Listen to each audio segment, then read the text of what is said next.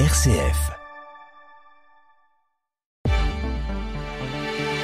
Bonjour Pierrugue, place à l'actualité près de chez vous en Champagne en ce jeudi 20 novembre. Au sommaire, SOS Amitié 3 organise sa journée nationale de l'écoute dédiée à la santé mentale cette année et soutenant l'association Autisme Aube avec une soirée caritative le 21 novembre à Saint-Julien-les-Villas. Immersion dans ce journal, immersion grand format à l'Arbre à Saveur dans cette édition, un restaurant labellisé écotable ouvert depuis l'été dernier du côté de Tessy, près de Reims. Mais tout d'abord, un point sur la météo près de chez vous pour aujourd'hui en Champagne, selon Météo France, qui a placé les départements de la Champagne, la Marne, l'Aube et la Haute-Marne en vigilance jaune pour neige-verglas. En effet, pluie-neige mêlée attendue ce matin sur une majeure partie de notre territoire, hormis du côté du sud-ouest marnais et du nord-ouest de l'Aube, avec un temps plutôt calme ce matin. Pour le reste du territoire, c'est un temps plutôt nuageux avec quelques averses de pluie et de neige.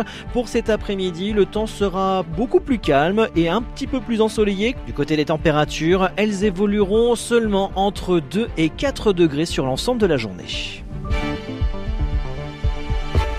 RCF Cœur de Champagne, le journal Christopher Fausten. Comme chaque année, SOS Amitié 3, service d'écoute anonyme, gratuit et bienveillant, organise la journée nationale de l'écoute. Pour cette édition 2025 placée sous le signe de la santé mentale, l'événement est monté en partenariat avec la maison de santé de Saint-Julien-les-Villas près de Troyes au profit de l'association Autisme Aube, une initiative que nous détaille sa présidente Annick Savary. Cette année a été déclarée par les pouvoirs publics année de la santé mentale. À ce propos, nous avons préféré dédier cette journée à une association. Nous organisons donc cette soirée musicale en première partie avec les choraleurs et puis en deuxième partie avec un orchestre à cordes du conservatoire de Troyes. L'occasion aussi pour SOS Amitié 3 de lancer un appel, profiter de cette tribune pour aller à la rencontre de celles et ceux qui partagent ces valeurs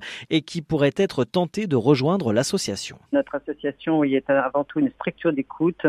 C'est la première plateforme en France dans ce domaine. Donc, chaque année, au niveau national, nous avons 3 500 000 appels, environ 700 000 répondus seulement par manque justement de bénévoles. Donc rien que pour notre association troyenne, nous avons 28 bénévoles et nous recevons environ 14 000 appels par an et nous n'en répondons qu'à 7 000. Vous voyez bien qu'avec ces chiffres, nous manquons cruellement de bénévoles. Donc nous profitons aussi de cette journée justement pour faire un appel à bénévoles. Des propos recueillis par la rédaction de RCF Cœur de Champagne, la soirée festive et musicale se tiendra à l'auditorium de la Maison du Patrimoine de Saint-Julien-les-Villas ce vendredi 21 novembre à 19h30. Informations et inscriptions sont disponibles sur le site Hello Asso.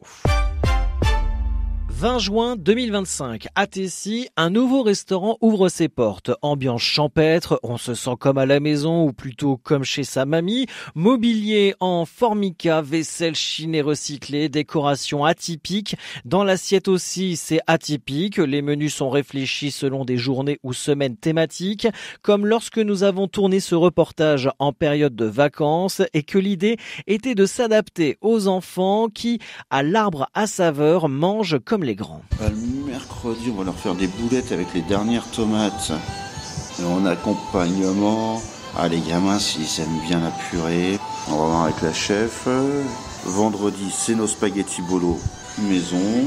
Et le jeudi, on va leur faire un bœuf carotte aux enfants. En quelques semaines, la dynamique prend rapidement et le patron Julien Gabé se met en quête du label écotable qu'il a décroché au début de l'automne. Alors le label écotable, en fin de compte, c'est un label qui a été créé, ça remonte à une dizaine d'années. C'est un label qui est éco-responsable.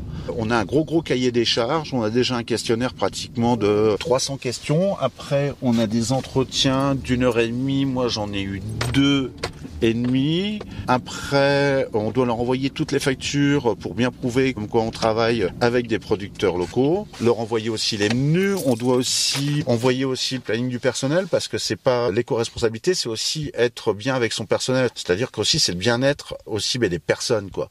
Et donc on a inspecté surtout, quoi. À l'heure actuelle, c'est un label que tu peux obtenir normalement en 6 mois.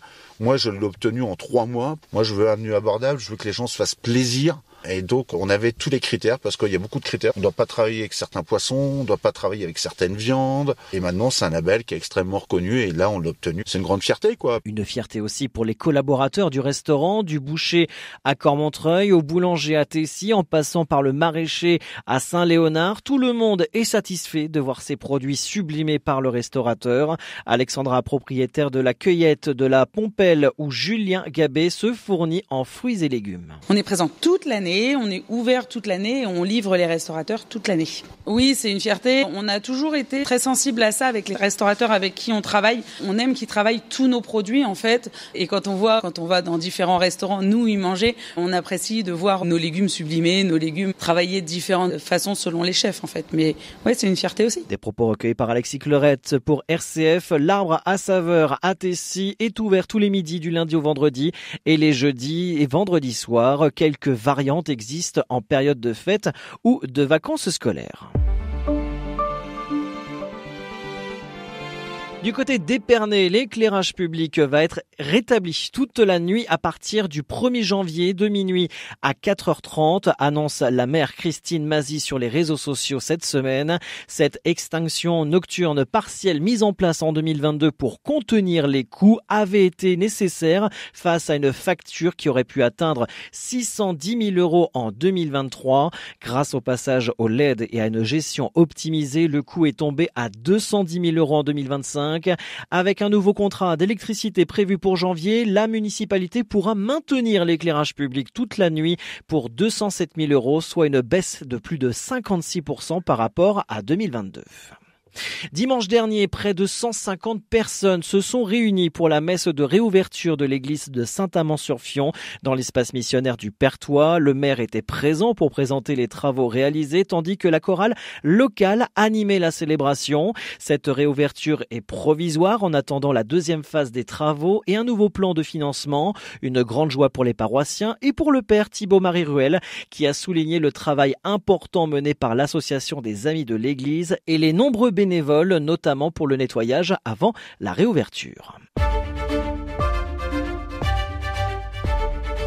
Agenda, ce jeudi matin s'ouvre la 28e édition du Festival Photo de Montier-en-Der. Partenaire de l'événement, RCF Cœur de Champagne vous propose plusieurs rendez-vous dédiés sur son antenne. D'abord ce jeudi à 13h10 dans la chronique Escapade en Champagne, puis demain vers 18h30 dans le magazine régional du 18-19 en Champagne-Ardenne. Et enfin ce samedi de 10h à 11h dans Focus Mag, votre magazine du week-end près de chez vous.